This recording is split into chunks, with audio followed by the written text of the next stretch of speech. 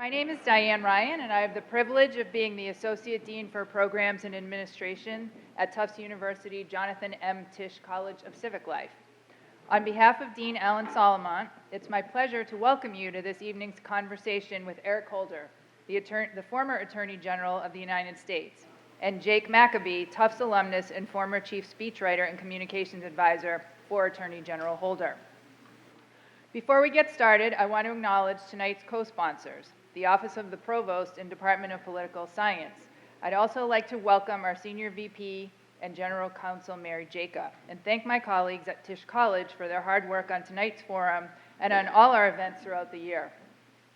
We've had some fantastic guest speakers on campus this fall, including 3 presidential candidates, Massachusetts Senator Ed Markey, and just 2 weeks ago, activist and founder of the #MeToo movement, Tarana Burke. And I hope you'll join us on December 10th as we wrap up this semester's Distinguished Speaker Series with the renowned chef and humanitarian Jose Andres. It's a privilege for Tisch College to bring these extraordinary leaders to campus as part of our mission to educate, inform, and inspire students and all members of the Tufts community to engage in civic life and create a brighter world. We're proud of the diverse set of speakers from a wide range of fields that we hosted this year, and we look forward to many more exciting guests in 2020, which appropriately enough will mark Tisch College's 20th anniversary. Of course, there's something else happening in 2020, one of the most consequential presidential elections in American history. And however we may feel about the current state of affairs in Washington, D.C., if the last few years have taught us anything, it's that politics matter, that our institutions matter. And one of those institutions that is at the center of political life in America is the United States Justice Department. So today we're fortunate to be able to hear from someone who led the Department of Justice and who can speak from firsthand experience about the legal and political issues that I know many of us deeply care about. Eric Holder was the 82nd Attorney General of the United States, serving under President Obama from 2009 to 2015. A native of New York, and a graduate of Columbia University, Holder began his more than 30 years in public service at the Public Integrity section of the Department of Justice, which is the office charged with combating corruption at all levels of government. After more than a decade in that office, he was appointed by President Ronald Reagan as a Superior Court judge in the District of Columbia, and in 1993 he was appointed by President Bill Clinton as the U.S. Attorney for the District of Columbia, becoming the first African American to hold that office. In 1997, he also became the first African American Deputy Attorney General, serving under then Attorney General Janet Reno until the end of the Clinton administration. From 2001 to 2008, Holder worked in private practice at the Covington and Burling law firm in Washington, D.C. In 2009, after being nominated by President Obama, he became the Attorney General of the United States, once again becoming the first African American in the United States history to serve in that role. At the Justice Department, Holder was especially focused on civil rights issues. Under his leadership, the department stopped defending the Defense of Marriage Act in court. He also sued the state of Arizona over a controversial immigration law, which was eventually struck down by the Supreme Court. Holder also focused intently on voting rights and redistricting, issues that remain central to his work today. After leaving the Justice Department in 2015, Holder returned to private practice at Covington and Burling, and he became the chairman of the National Democratic Redistricting Committee, an organization that combats gerrymandering and advocates for redistricting reform. In recognition of his trailblazing career in public service, Holder has received numerous awards and honorary degrees, including the Living Legend Award from the National Urban League, as well as being named one of Time Magazine's 100 Most Influential People. Joining our distinguished speaker on stage tonight to moderate the conversation is one of our own, Jake Maccabe, a 2009 graduate of Tufts University and former Chief Speechwriter and Communications Advisor for Attorney General Holder. Jake is a communication strategist who has advised 2 presidential campaigns, 2 attorneys general, and several U.S. senators, governors, corporate executives, and nonprofit leaders. He joined President Barack Obama's debate preparation team during the 2012 presidential campaign, and after the election, he worked as Chief Speechwriter and Strategic Communications Advisor at the Justice Department, first for Attorney General Eric Holder and later for his successor, Loretta Lynch. Jake later served as policy advisor on Hillary Clinton's 2016 campaign and participated in debate preparation and speechwriting for Secretary Clinton and her running mate, Senator Tim Kaine. He's a sought-after commentator on major news networks, including CNN, MSNBC, Fox News, HLN, and CNBC. We're always proud to welcome a jumbo back to campus, especially one who exemplifies Tufts students' passion for politics and civic life. And we're pleased that it's a familiar face for Attorney General Holder, as they both engage us in conversation on some of the country's most pressing issues.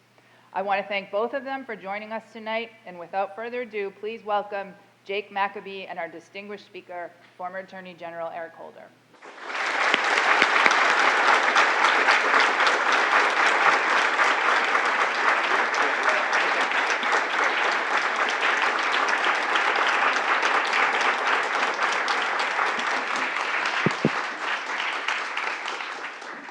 Thank you so much for that introduction. Thank you so much for being here. It's a pleasure to be back here at Tufts. As was mentioned, I used to write speeches for Attorney General Eric Holder. It's a pleasure to welcome him to this campus. And we'll start out with an easy Did you write some answers for me? Well, you didn't give me anything. I know. I feel like I'm on my own tonight. I feel like I did my job wrong. This feels like the first half of a job that I didn't finish. So we'll start out with a tough one. Out of all your speechwriters, why was I your favorite? You were certainly the one who displayed the greatest amount of humility. You were the best looking. Where's Patrick? One of my other speechwriters is here with me now, works with me at NDRC. I was actually blessed with a bunch of really good young people who worked with you and who shared my worldview.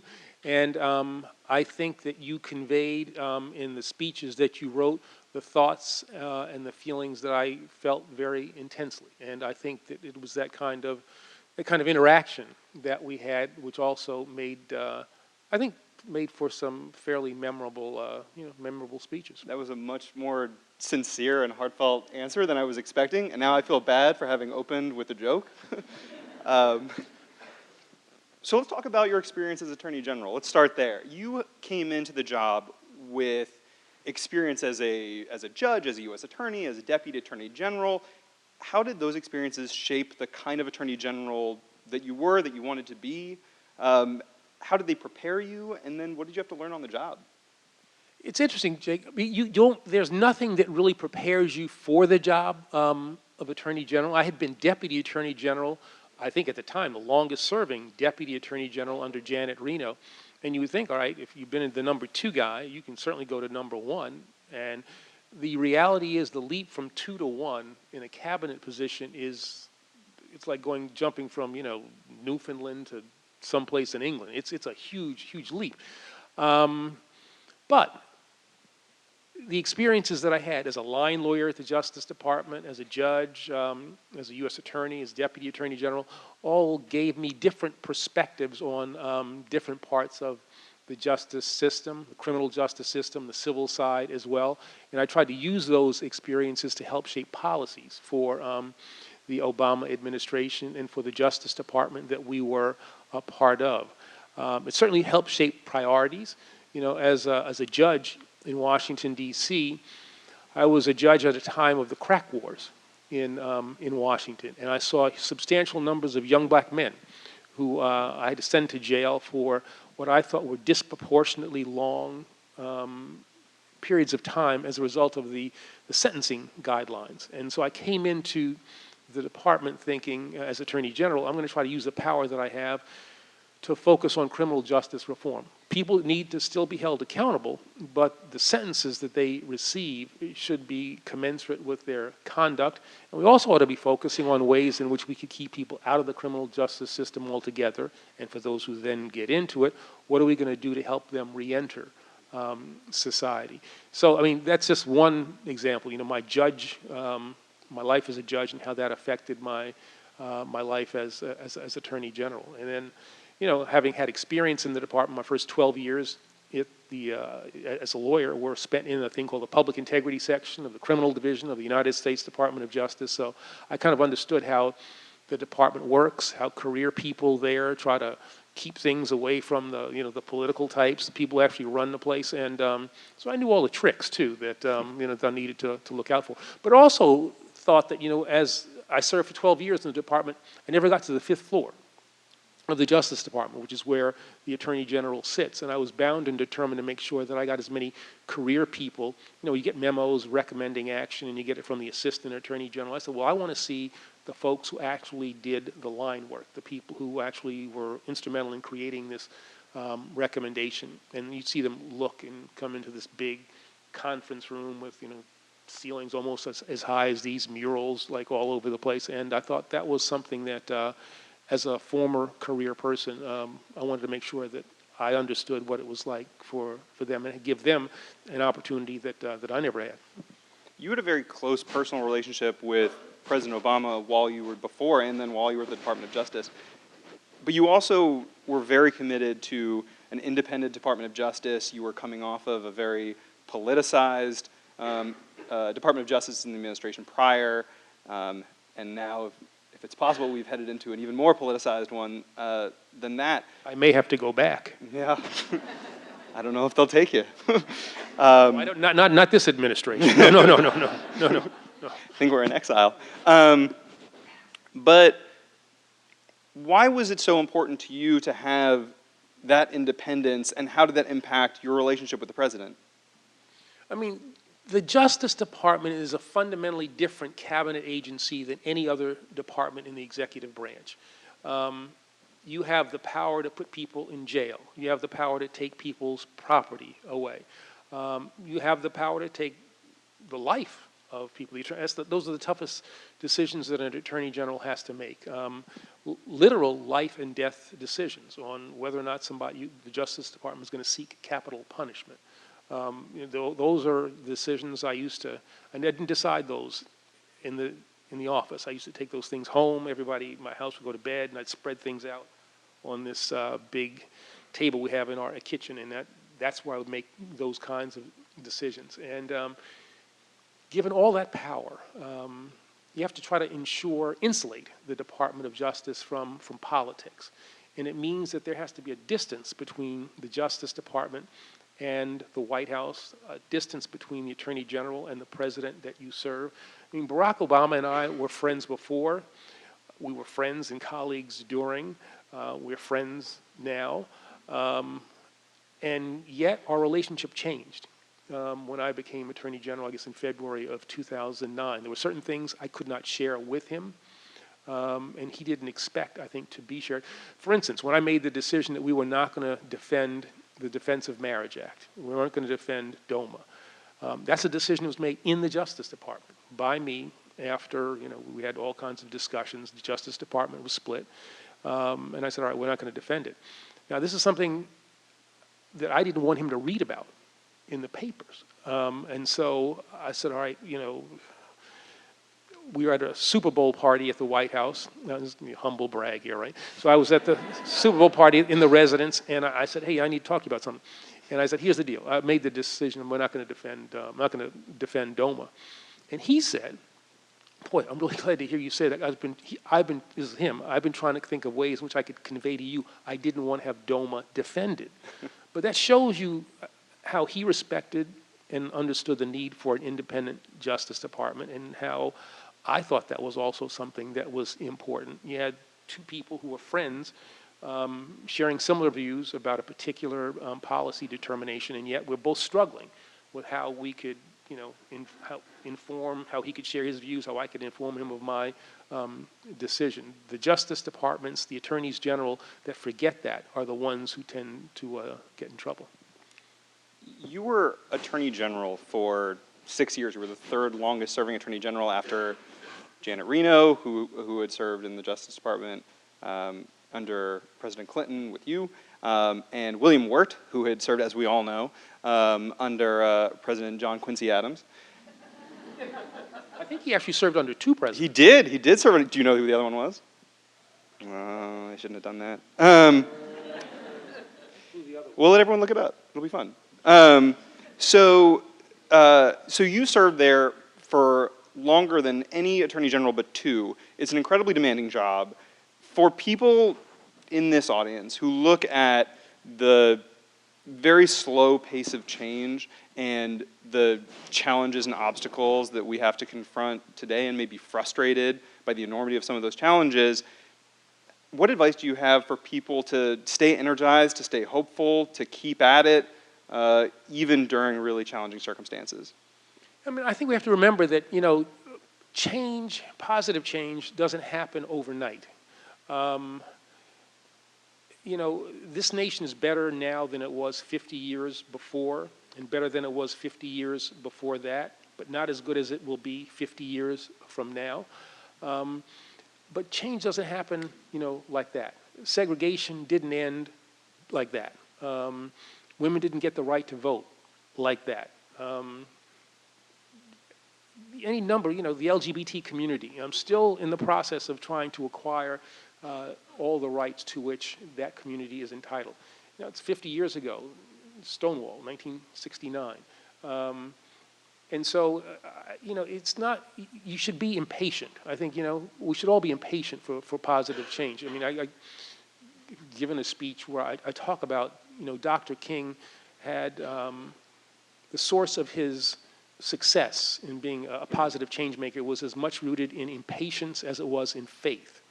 And so I think we should be impatient, but we should also be realistic. You know, that letter from a Birmingham jail is where he's taking to task, you know, ministers in Birmingham who urged him to, you know, take it easy, let things develop. And he's no, we want, you know, how long should we have to wait? So there's that struggle between impatience and being strategically sound in your approaches. I think we made, you know, over the course of those 6 years, we made a lot of progress. We left maybe some things, you know, undone. But I'm proud, and I think history is going to treat Barack Obama quite well. You know, I think he's going to be seen as a very, very good president. But my advice to people would be to, you know, identify issues that matter to you, commit yourself to solving them, and try to get as much done as you possibly can. And if you can't get it done, certainly leave a foundation for somebody who will follow you to perhaps, you know, get that baton over the line. I think about my dad, who comes to this country as an immigrant, who served proudly in World War II, and while in uniform, was discriminated against in North Carolina at Fort Bragg. He was told to get to the back of a bus or a train. He was in Oklahoma, and he was told to go to the back of a lunch counter so he could get a hamburger or something. And, you know, he didn't grow up with this experience. He's from, you know, the West Indies in Barbados. And I think about the America that he had and the sacrifices that he made so that his son might have chances that he did not. You know, his son got to be Attorney General of the United States. So wasn't satisfied with the status quo, did what he could. And we should all understand, we all have the ability to be change makers. And young people need to understand something, that you all have the ability to be change makers. If you look at the founding fathers, they are incredibly young people, except for Benjamin Franklin. They are incredibly young people who took on the mightiest empire in the world and created a new nation. And so youth is not an excuse for inaction. Youth actually, given the vitality that you have, the good backs that you have, you don't have bum knees and bum hips and all of that stuff. You all have a responsibility in a way that I hope that you will shoulder.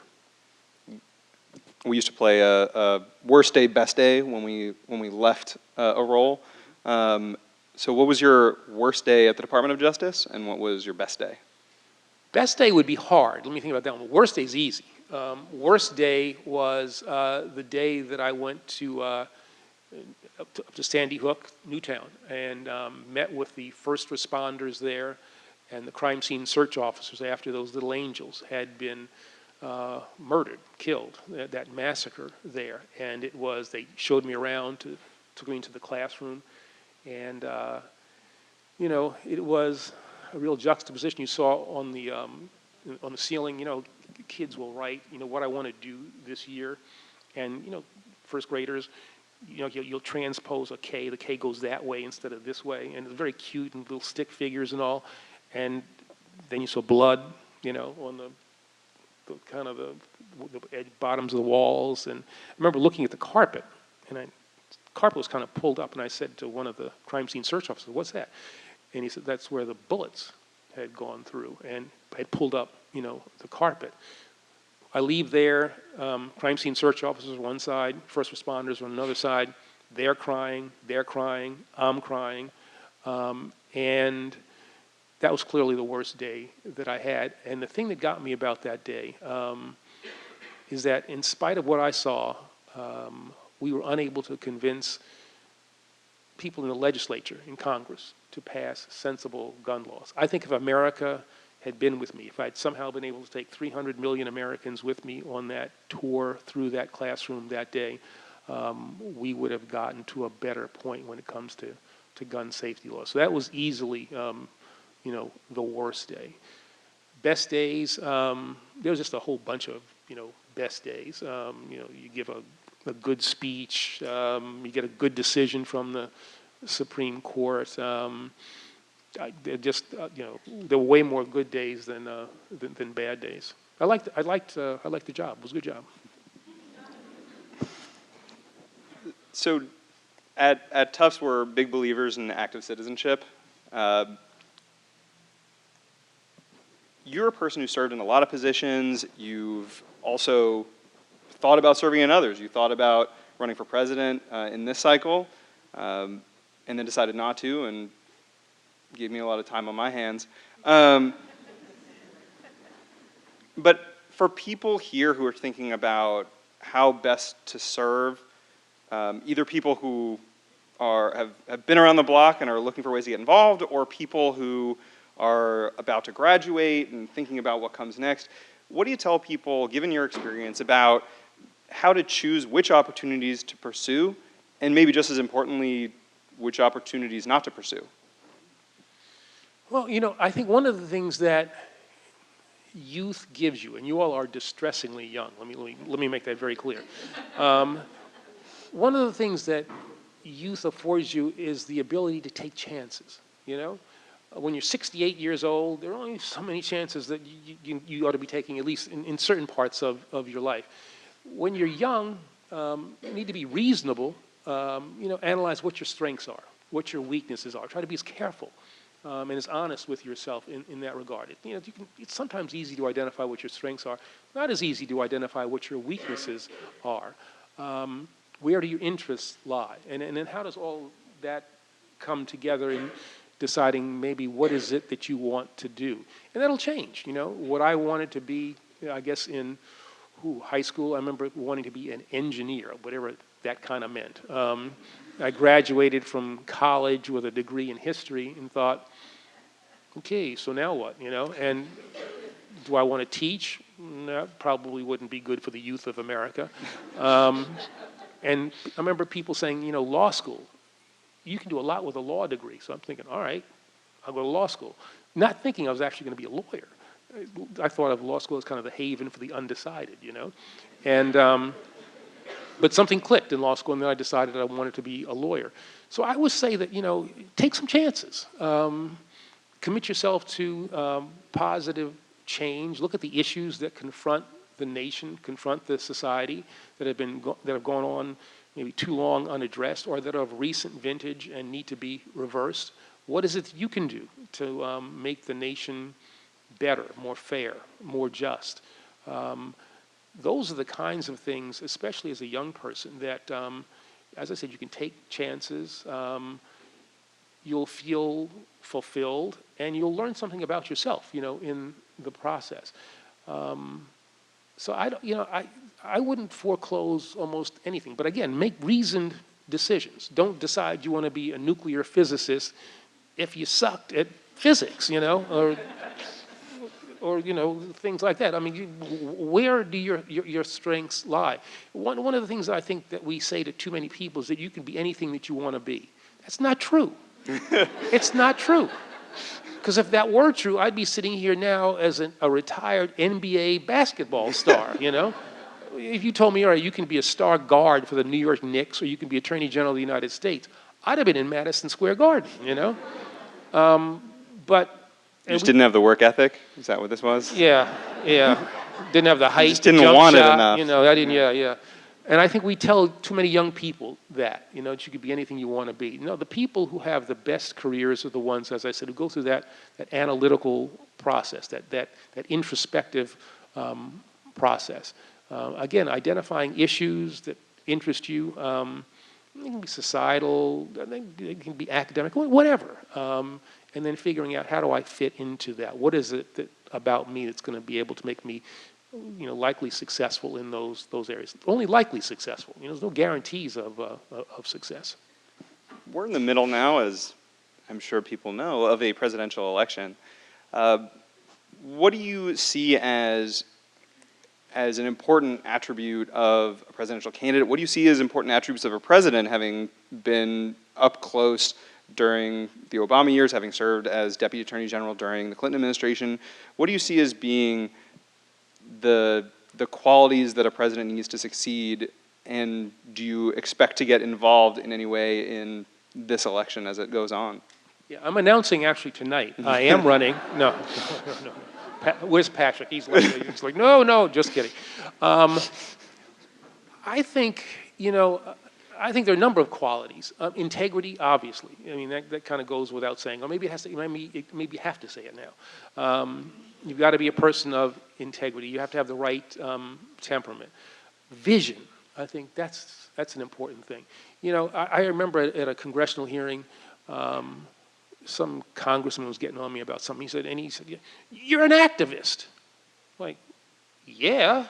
You know, like, well, you know, I didn't become Attorney General of the United States to be a bureaucrat, just like, you know, sign the papers that you all put in front of me. No, you get these positions and you want to figure out what is it you want to do with the power that you have, with the position that you have. So what's that person's vision? Does the person have the necessary experience? You know, and I'd say, you know, and the necessary vitality, which isn't necessarily a function of age, you know. You can be, you know, I don't know, 70, 80 years old and still be a vital person with a great vision, and you can be old at 25. You know, it's an individualized, I think, determination that you have to make. So I think it's a combination of all of those things that make for great presidents. I think we saw that in President Obama.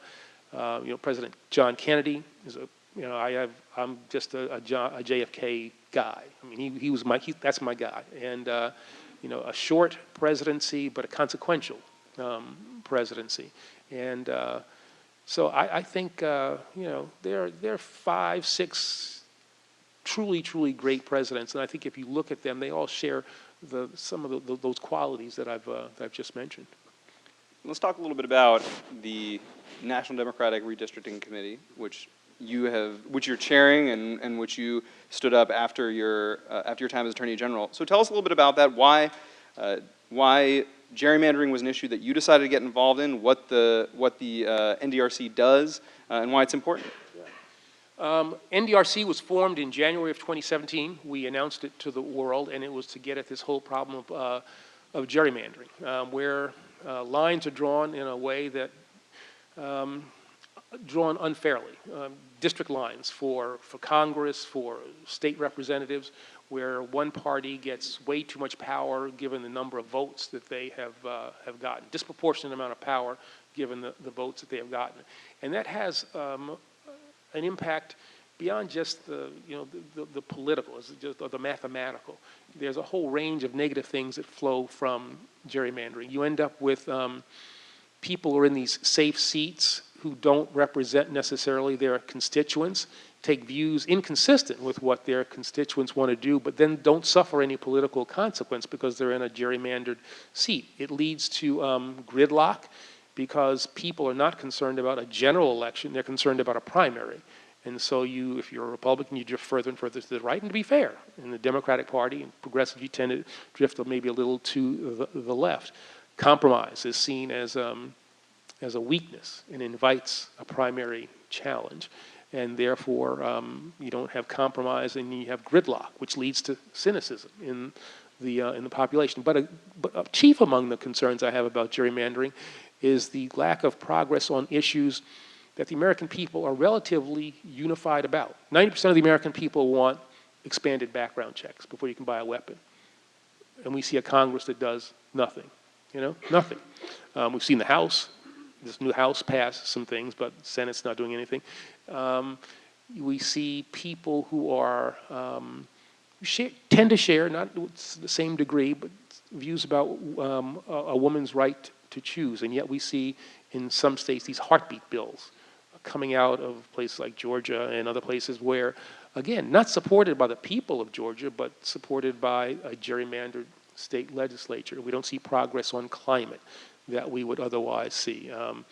People who are in these gerrymandered seats tend to serve special interests as opposed to, again, the people they're supposed to represent. We don't see Medicaid expansion in certain states, which is really kind of, why wouldn't you do that? Why wouldn't you expand Medicaid? Why wouldn't you have more people covered by health insurance and save, rural hospitals? There's a whole range of things.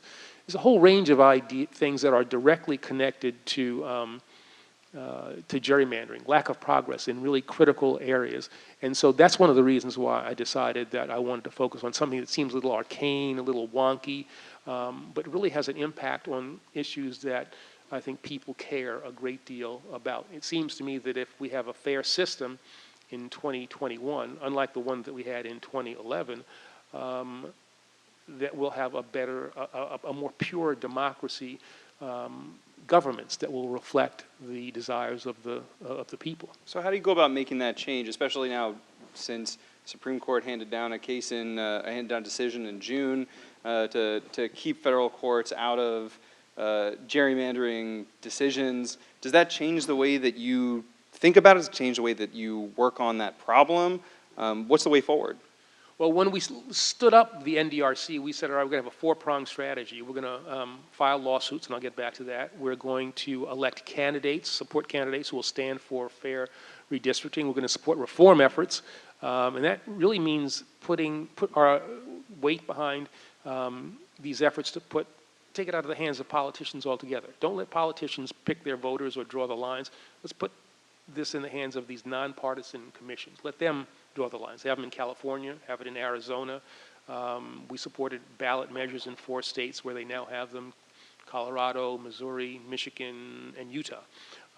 They now have those in place. And then we have a big component is our advocacy program. We've got hundreds of thousands of people around the country advocating for fair redistricting. When it comes to the litigation component, it would have been good to get a good decision, I think an appropriate decision, out of the Supreme Court as opposed to the 5-4 bad one that we got. But that only closed the federal courts to partisan gerrymandering cases. We can still bring racial gerrymandering cases in federal court, and a lot of times those things are on top of one another. But it also means now that when we bring partisan gerrymandering cases, we have to bring them in the state courts and use the state constitutions, as we just did in North Carolina, where we got a 3-judge panel there applying the North Carolina Supreme Court to say that the state legislature was unconstitutionally gerrymandered and that the congressional delegation in North Carolina was unconstitutionally gerrymandered. So that's what we're going to have to do. We've done it in Pennsylvania, we've done it in North Carolina, and it's a slog. We'll just have to go, state by state when we're bringing partisan gerrymandering cases. So what do folks in the audience here, how do folks in the audience get involved, either in NDRC or in service more generally? What kind of advice would you give for that? Find an issue that moves you. You got very important, academic lives for those of you who are students, business lives for those of you who are have graduated and doing other things. But I would always say, find a way in which you can spend an hour or 2 a week to do something that you're going to be passionate about. It doesn't have to be political, It could be going to a youth center and working with young people who are deprived of the kind of attention that every young person, ought to have. What is it that's going to make you feel good and it's going to help this nation get better? It won't be easy to find that 1 or 2 hours a week, but I can tell you at the end of a week, you're going to feel better about yourself, and the nation is going to be better for what you've done, and some lives are going to be improved. So it's just a question of finding out what is it that, what are the problems that you think you'd like to be a part of the solution to, and what is it that you just, you think would be fun? For me, it was to continue my public service. I'm back at a law firm, but I'm still doing a lot of the stuff that I did as Attorney General. And I've got a really nice group of partners who kind of let me kind of go off and continue to do this stuff while I'm still, still being a productive lawyer. But I got a lot of freedom to do the things that I want to do. So but it's not easy. It means doing kind of two jobs at once. And so I always, as I said, I'd urge everybody to find that time. Find that time that won't be that big, won't be easy, but it's doable. I'll ask one more question, and then I'll open it up to folks in the audience who want to ask questions. What do you see, or what would you like to see as the Holder legacy, either at the Department of Justice or more generally, sort of when history is written way down the road? What would you like your chapter to look like? All right. Well, I'd like to say, well, everybody, I like for universal agreement to say, well, he was really cool.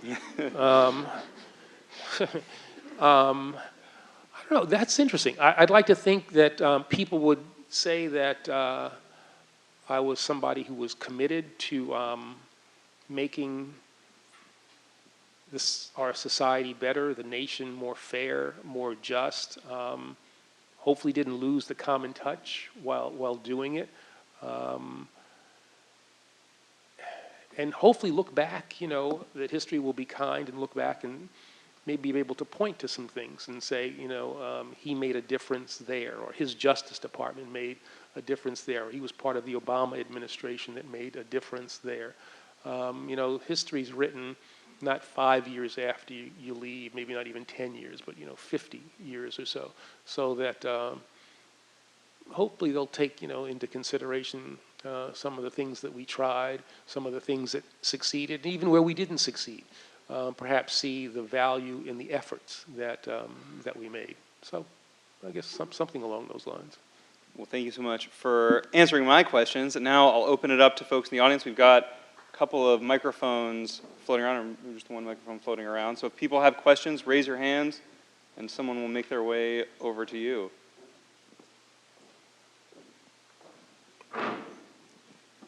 Hello. On this campus and in the hearts of activists everywhere, the ideas of restorative justice as opposed to punitive justice have definitely been spoken about.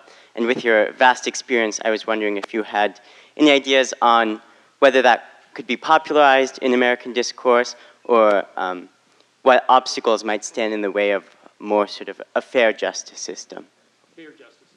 Yeah, I mean, that's actually one of the things I hope, we talked about legacy, I hope people will look at my time at the Justice Department and the Obama administration to see that we stood for and made meaningful changes, at least with regard to the system that we could control, the federal criminal justice system, and that we introduced measures there that were significant when it comes to criminal justice reform. That, we had an administration that for the first time reduced the federal prison population at the same time that the crime rate went down. It's the first time that happened in 40 years. And that was because I think we came up with ways in which we said, we're not going to be tough on crime, we're going to be smart on crime, and make it not only finding people, trying people, giving them the longest sentences that you possibly could, but to come up with prevention activities so that people would not become involved in the criminal justice system in the first place. Don't warehouse and forget people who are in the system. Deal with the deficits that they have that probably got them involved in criminal activities. Felt in the 21st century that there are still barriers that people of color have to deal with that others in this society do not. That by any number of measures, we are still not at the place where we need to be racially, whether it's income measurements, levels of academic achievement, rates of violence.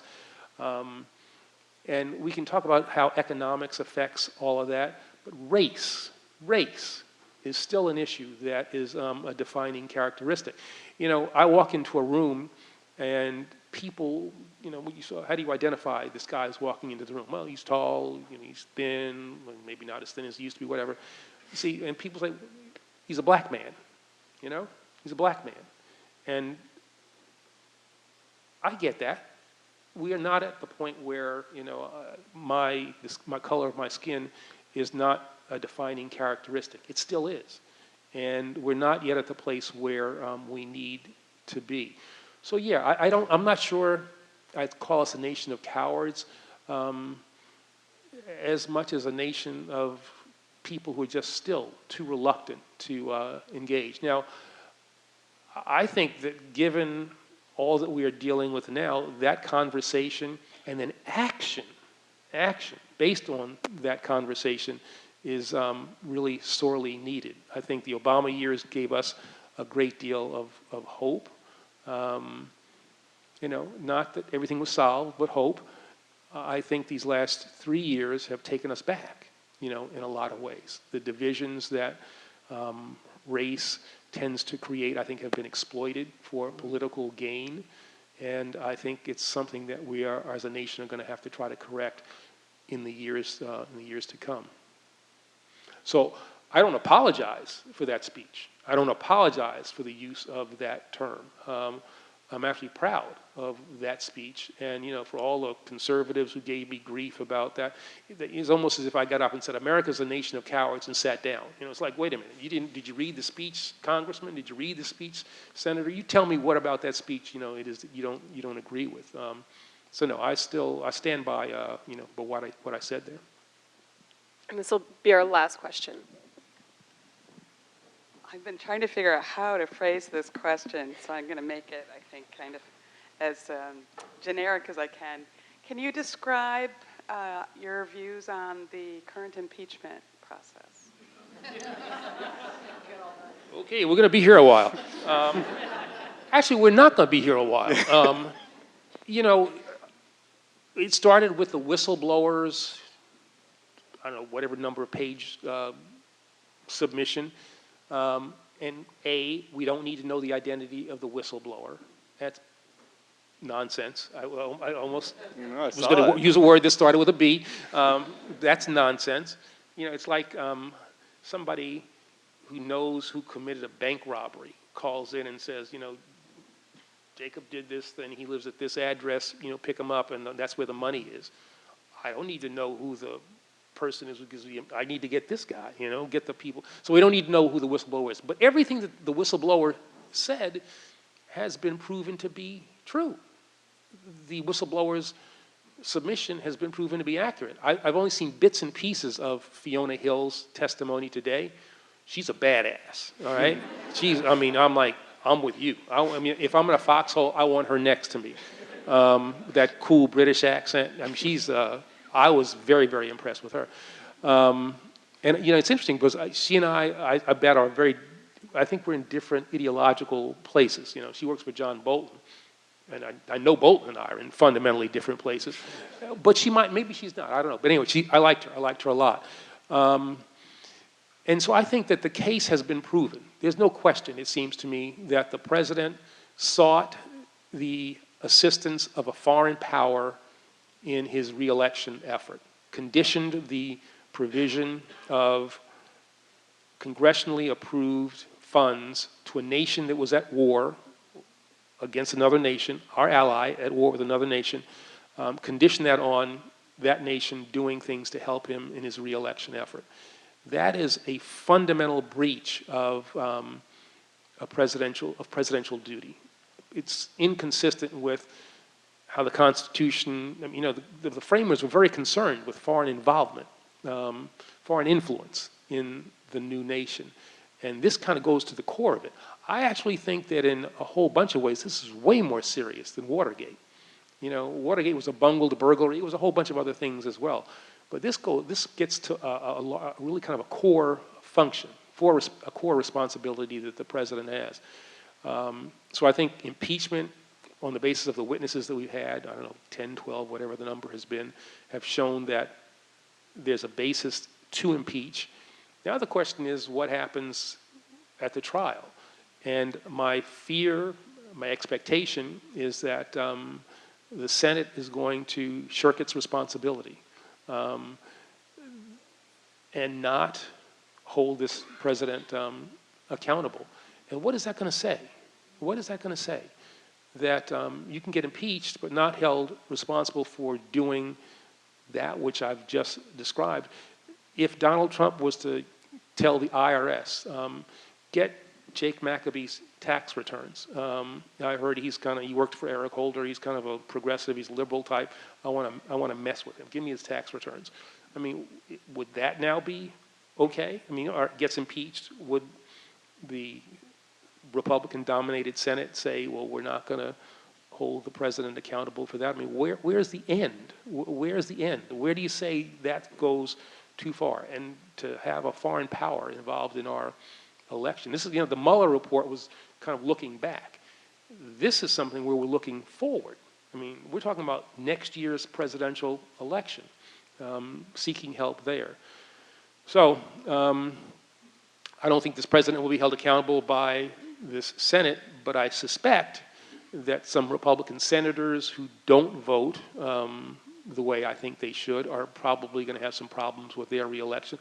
I also think that Trump, with all of the stuff that's been exposed, and you see the numbers that have been moving up in terms of in favor of impeachment and removal, I think that will also, he'll pay a price come next November as well.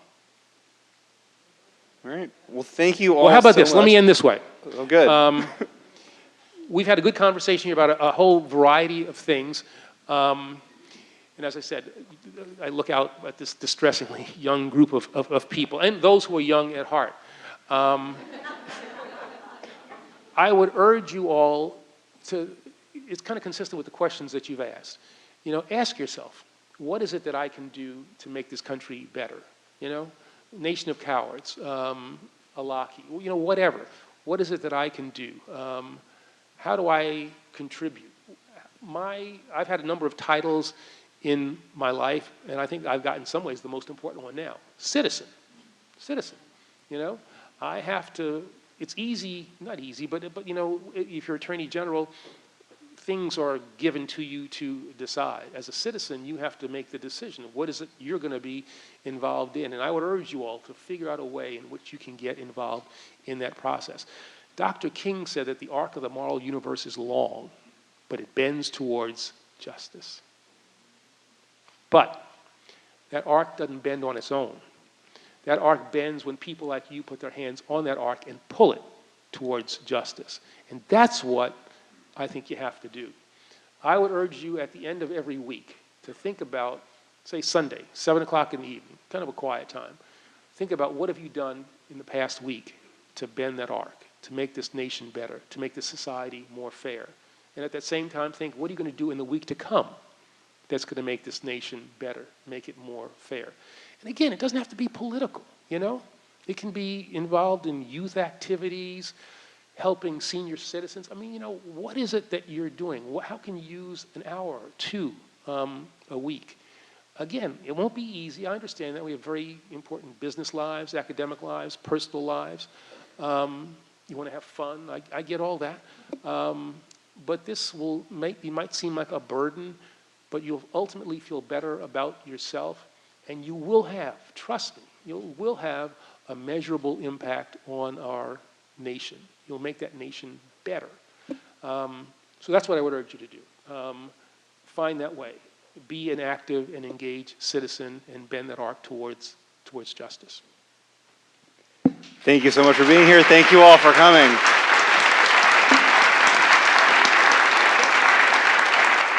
And then on their way out, give people the ability to function in the world that they will confront once they leave the system. One of the things that always amazes me is that we think we can take people who have these issues, warehouse them, take them out of the system, and then put them right back in the same places where they come from and expect a different result.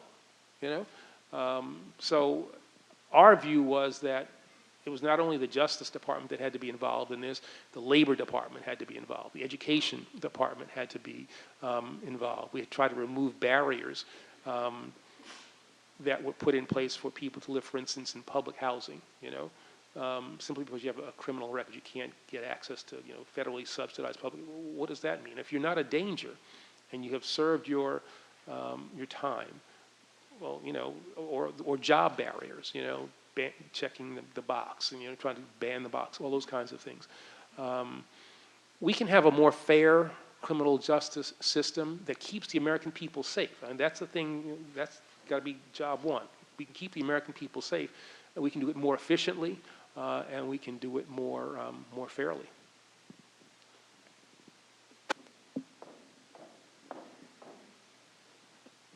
Hi, Attorney General.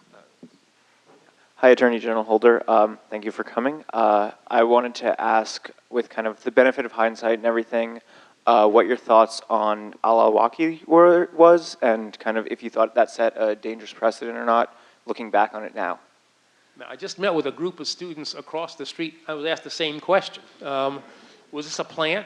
That was a tough decision. As I said there, those are among the toughest decisions that you have to make. Life and death decisions. I mean, literal life and death decisions.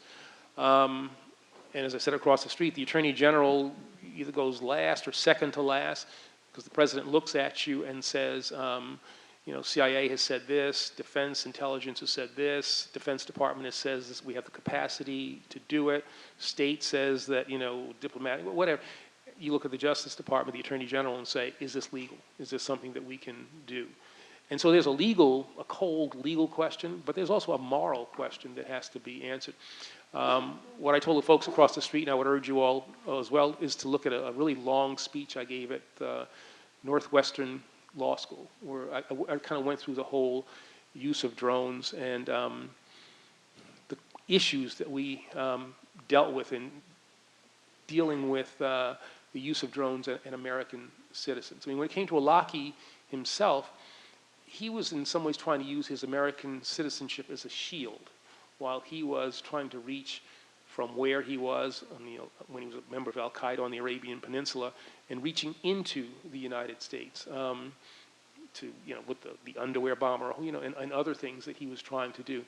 And it didn't seem to me that you can hide behind your citizenship. On the other hand, you have to be very careful in making those determinations. And there's a whole, in the speech, I go through all the processes that we went through. And I'm just to kind of boil it down. We said, all right, you've got to make a determination that the person is a clear and present danger, is an imminent danger, that capture is not possible. And that in the absence of that capture possibility, the American people are at risk. And it was only after you could answer those kinds of questions in the affirmative that we would give the go-ahead for a strike. Those are difficult decisions, and they're decisions that certainly kept me up at night. I'll be interested to see what President Obama says in his book. Mine was due in August of 18, so I'll be interested to see what comes in my book as well. Still working. But those are... that's the tough part of the job, It's one thing to, meet people and give speeches and all that, but in the still of the night, you've got to make those life and death decisions, and those are the things that that weigh on you, And I think that we were right. But again, these are still things I think about. The question you ask is a legitimate one. The question that was asked across the street was a legitimate one. And what I want to assure people is that these were not things that were done lightly. There was a great deal of thought, and even beyond just the legal, and just beyond the intelligence, there were moral issues that were talked about before authorizations were granted.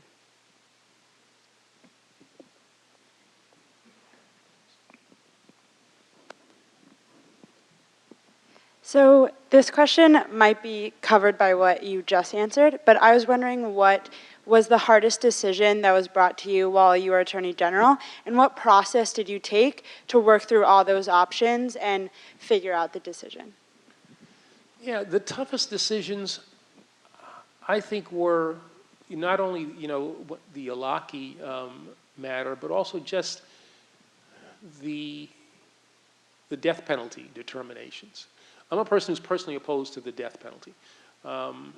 As Attorney General, you have to apply the law, and for certain offenses, the death penalty is available. And so there's a process that you go through in the department.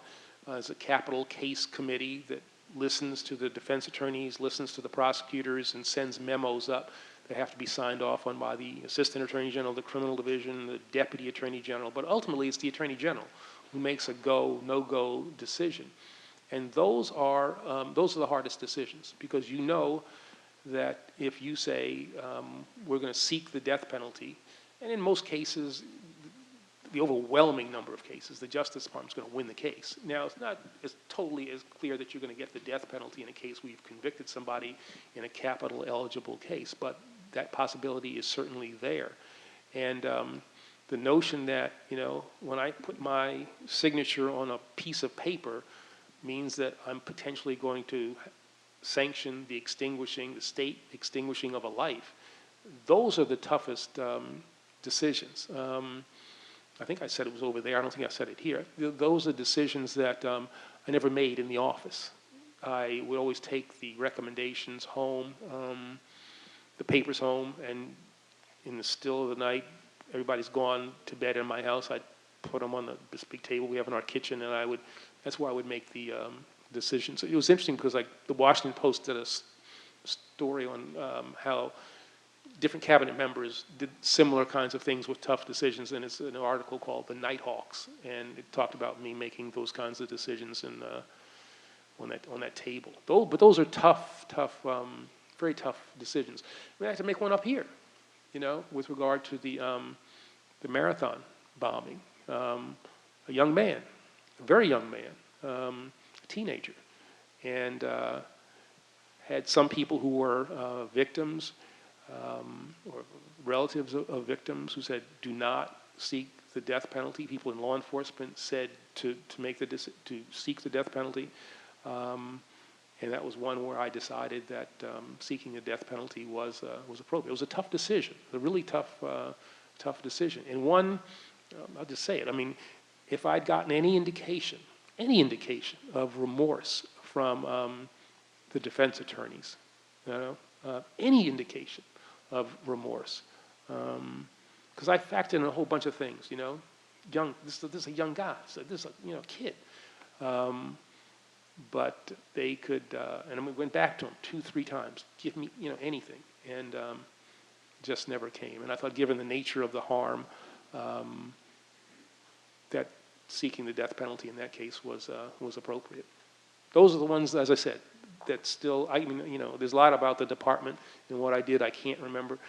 There are those things that still stick with me.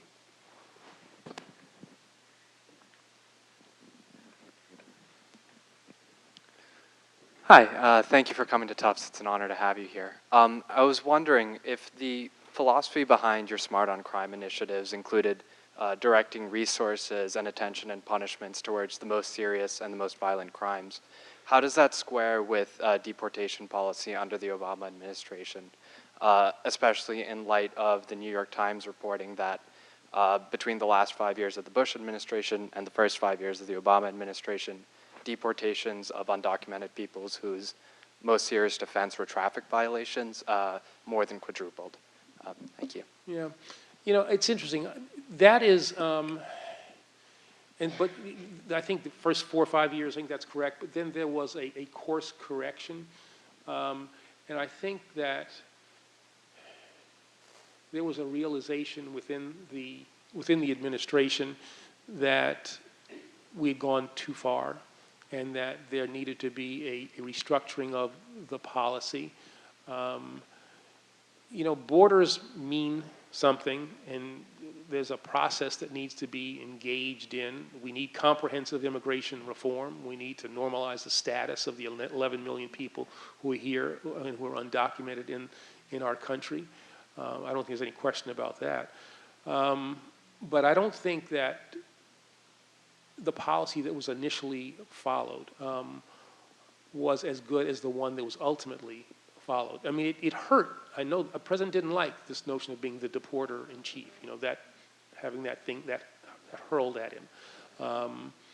And so I think, we learned. You see the statistics, you see the numbers, and you wonder, well, why all these people getting acquitted? What's the nature of the offense? And you're like, whoa, wait a minute. That's the thought always was that we wanted to deport those people who posed the greatest danger to the nation, and you just assume that when you send out these edicts that that's the way the policy is going to be implemented.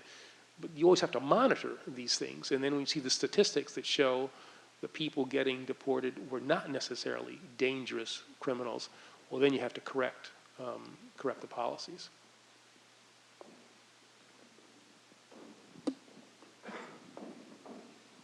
And that was DHS anyway, it wasn't DOJ, but that's beside the point. Attorney Holder, hello.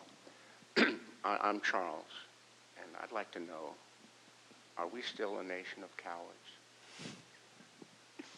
Okay. Well, that comes from a speech that I gave at Black History Month in 2009. You did not write. In fact, I pretty much did that one by myself. It might have been one that everybody said, all right, let's get him some speechwriters. Where I said that when it comes to things racial, that we are too often a nation of cowards, that we don't really face racial issues. We don't have frank conversations with one another about race, that we become expert at avoiding talking about racial issues. And in some ways it's understandable because, as I say in the speech, I read the speech a couple of months ago, and I recommend that one, so I'm giving you all homework. Look at the Northwestern speech, look at the Nation of Cowards speech. But I think the speech is actually held up pretty well. Are we still a nation of cowards? I think we are a nation that's made progress, but I still think we're a nation that is uncomfortable with discussing and dealing with issues of race. We are, as a nation, unwilling to understand that the impact of Jim Crow is still felt in the 21st century, that the slavery experience is still felt in the 21st century, that there are still barriers that people of color have to deal with that others in this society do not. That by any number of measures, we are still not at the place where we need to be racially, whether it's income measurements, levels of academic achievement, rates of violence. And we can talk about how economics affects all of that, but race is still an issue that is a defining characteristic. I walk into a room and people, how do you identify this guy who's walking into the room? Well, he's tall, he's thin, maybe not as thin as he used to be, whatever. See, and people say, he's a black man, he's a black man. And I get that. We are not at the point where, my color of my skin is not a defining characteristic. It still is. And we're not yet at the place where we need to be. So yeah, I'm not sure I'd call us a nation of cowards as much as a nation of people who are just still too reluctant to engage. Now, I think that given all that we are dealing with now, that conversation and then action based on that conversation is really sorely needed. I think the Obama years gave us a great deal of hope. Not that everything was solved, but hope. I think these last 3 years have taken us back, in a lot of ways. The divisions that race tends to create, I think, have been exploited for political gain. And I think it's something that we are, as a nation, are going to have to try to correct in the years to come. So I don't apologize for that speech. I don't apologize for the use of that term.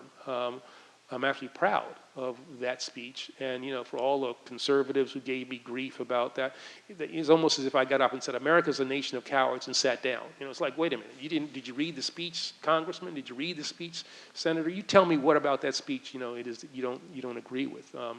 So no, I stand by, by what I said there. And this will be our last question.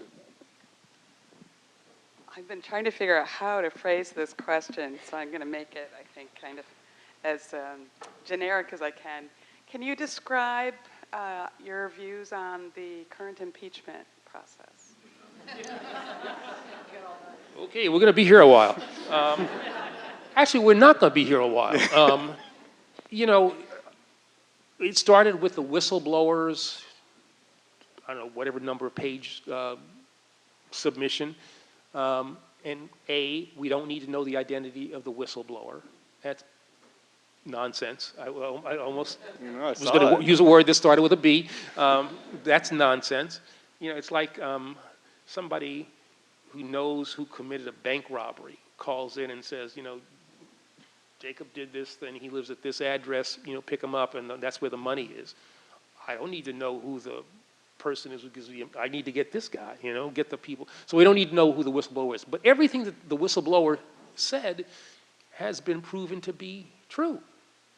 The whistleblower's submission has been proven to be accurate. I've only seen bits and pieces of Fiona Hill's testimony today. She's a badass, all right? I'm with you. If I'm in a foxhole, I want her next to me. That cool British accent. I was very, very impressed with her. And it's interesting because she and I bet are I think we're in different ideological places. She works for John Bolton. And I know Bolton and I are in fundamentally different places. But maybe she's not, I don't know. But anyway, I liked her a lot. And so I think that the case has been proven. There's no question, it seems to me, that the president sought the assistance of a foreign power in his reelection effort, conditioned the provision of congressionally approved funds to a nation that was at war against another nation, our ally at war with another nation, conditioned that on that nation doing things to help him in his reelection effort. That is a fundamental breach of presidential duty. It's inconsistent with how the Constitution, the framers were very concerned with foreign involvement, foreign influence in the new nation.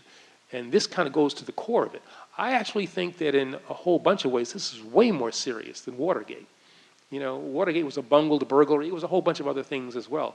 But this gets to a really kind of a core function, a core responsibility that the president has.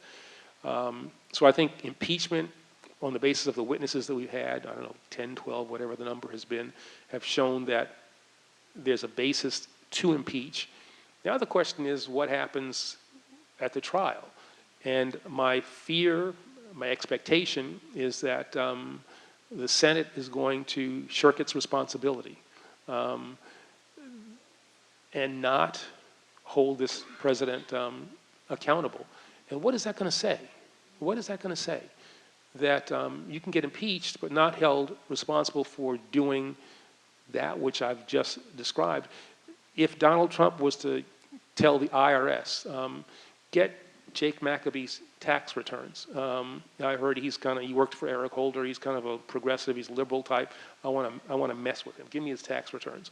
Would that now be okay? Or gets impeached? Would the Republican-dominated Senate say, well, we're not going to hold the president accountable for that? Where's the end? Where's the end? Where do you say that goes too far? And to have a foreign power involved in our election. This is, the Mueller report was kind of looking back. This is something where we're looking forward. We're talking about next year's presidential election, seeking help there. So I don't think this president will be held accountable by this Senate, but I suspect that some Republican senators who don't vote the way I think they should are probably going to have some problems with their reelection. I also think that Trump, with all of the stuff that's been exposed, and you see the numbers that have been moving up in terms of in favor of impeachment and removal, I think that will also, he'll pay a price come next November as well. All right. Well, thank you all. Well, how about so this? much. Let me end this way. Oh, good. We've had a good conversation here about a whole variety of things. And as I said, I look out at this distressingly young group of people, and those who are young at heart. I would urge you all to, it's kind of consistent with the questions that you've asked. You know, ask yourself, what is it that I can do to make this country better? You know, nation of cowards, Alaki, you know, whatever. What is it that I can do? How do I contribute? I've had a number of titles in my life, and I think I've got in some ways the most important one now, citizen. Citizen, you know? I have to, it's easy, not easy, but you know, if you're Attorney General, things are given to you to decide. As a citizen, you have to make the decision of what is it you're going to be involved in. And I would urge you all to figure out a way in which you can get involved in that process. Dr. King said that the arc of the moral universe is long, but it bends towards justice. But that arc doesn't bend on its own. That arc bends when people like you put their hands on that arc and pull it towards justice. And that's what I think you have to do. I would urge you at the end of every week to think about, say Sunday, 7 o'clock in the evening, kind of a quiet time. Think about what have you done in the past week to bend that arc, to make this nation better, to make this society more fair. And at that same time, think, what are you going to do in the week to come that's going to make this nation better, make it more fair? And again, it doesn't have to be political, you know? It can be involved in youth activities, helping senior citizens. I mean, you know, what is it that you're doing? How can you use an hour or two a week? Again, it won't be easy. I understand that. We have very important business lives, academic lives, personal lives. You want to have fun. I get all that. But this might seem like a burden, but you'll ultimately feel better about yourself, and you will have, trust me, you will have a measurable impact on our nation. You'll make that nation better. So that's what I would urge you to do. Find that way. Be an active and engaged citizen and bend that arc towards justice. Thank you so much for being here. Thank you all for coming.